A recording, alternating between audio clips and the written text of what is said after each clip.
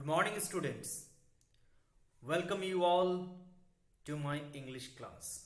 Students, today I am making this video for students of standard 10 as well as 9. As because today the chapter that I am going to teach you, it is of your English grammar. The chapter today I will discuss or I'll be teaching you all through this video, that is modal auxiliaries. Modal auxiliaries. So students, stay tuned with me for this video, and I hope after the end or at the end of this session you will have no confusion regarding modal auxiliaries and their usage in English sentences. If you cannot understand at once, so go through my video twice, thrice, so that you can understand clearly regarding its usage in English sentence. At first, let me introduce what is modal or modal auxiliaries. Modal auxiliaries are verbs such as can, must, could, would, etc. They are used with main verbs to express such ideas as possibility, permission, necessity, obligation, etc. Now we are going to know about characteristics of modal verbs. Modal verbs have only one form. They have no ing or ed forms. We must remember that the modals can, could, may, might, must, whatever the modals we use, it means those all modals have the single form. They have no any ing form or ed forms. Second characteristic, they don't add s or es to the third person singular form. As we have learned in tense that along with the first person along with first form of the verb, we use s or es when the subject is third person singular number. That we have learned in tense. But here, though the subject is third person singular number, we do not use s or es along with the verb or as well as along with modal auxiliaries. Okay, we do not use. For example, Krishna can speak 2 languages. Though Krishna is the subject and Krishna is the third person singular number, still we do not use any s or es with modal verb like can or with the principal verb speak. And one more thing that I forgot to add, after modal auxiliary we always use principal verb. In the sentence you can see that Krishna can speak 2 languages. Krishna can speak. In this sentence, can is the modal verb, modal auxiliary, and after can we have the principal verb, that is speak. So students, just move forward. Now we will learn how to form questions with the help of modal auxiliaries.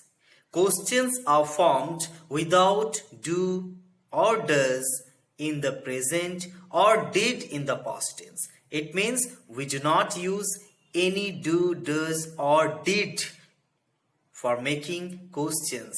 When we are making questions with the help of modal auxiliaries, so we do not need any other words like do, does in present and did in the past. For example, can I help you? Here you are means seeking permission for doing something. So can I help you? This is question with the help of modal auxiliary can. Next, may I come in? Here again you are seeking permission with may. May is also a modal auxiliary.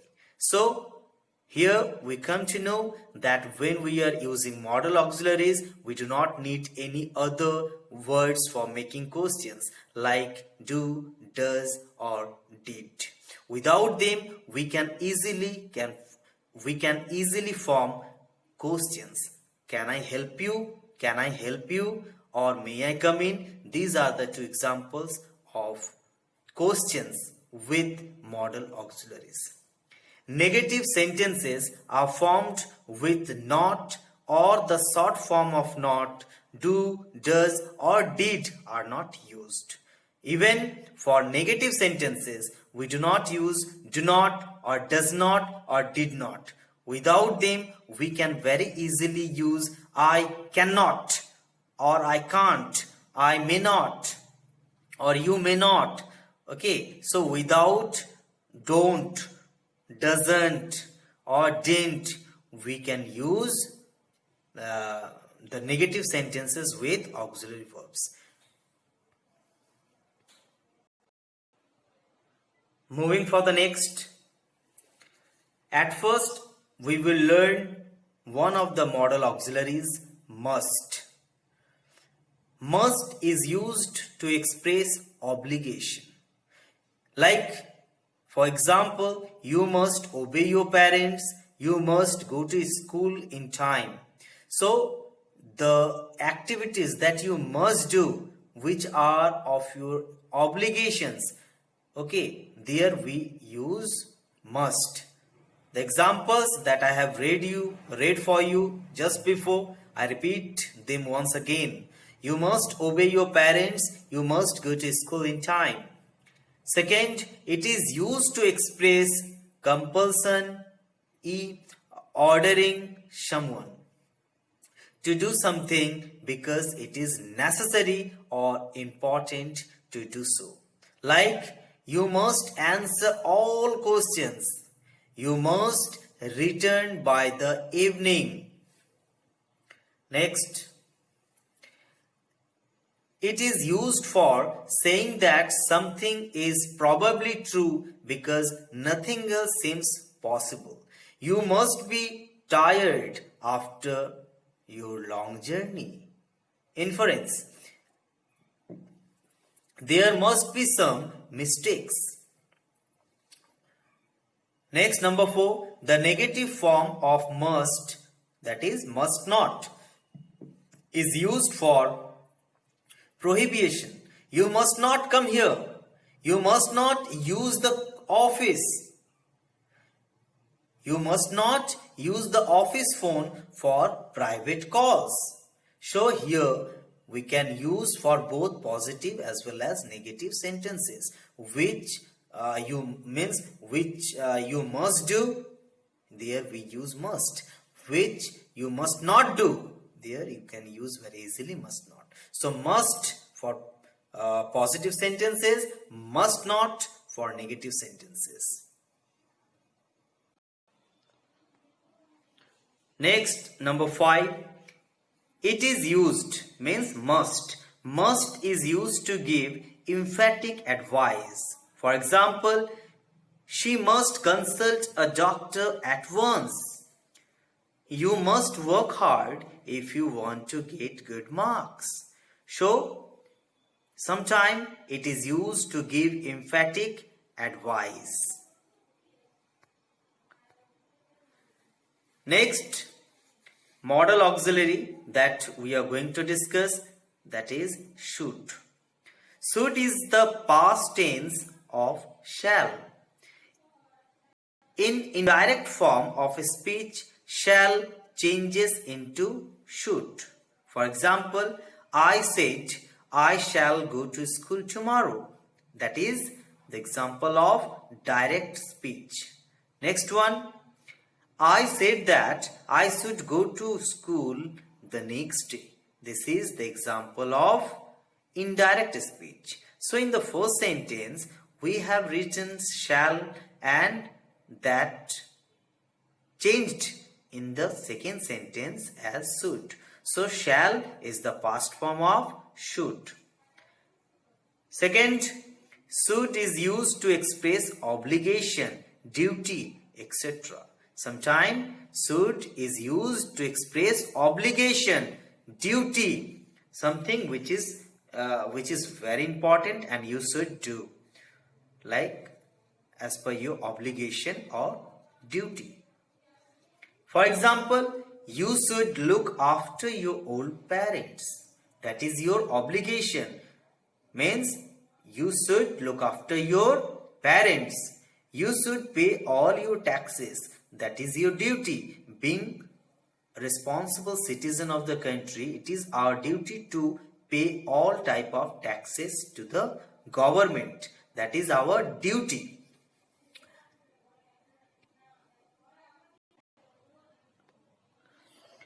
Next, should is used to give advice or suggestions. For example, you should consult a doctor. She should do yoga exercises daily. He should learn English if he wants a good job, or if he wants to get a good job. Should he used to express, should is used to express purpose. For example, Mohan worked fast so that he should catch the train. Satish worked hard so that he should stand first in the class. So, should is used to give advice or suggestions sometime, as well as should is used to express purpose. Next, number 5. Should is used to state imaginary results. For example, he should get angry if he had come to know about it. Next, should is used to express polite requests. Sometimes should is used to express polite requests. For example, I should be thankful if you give me some money.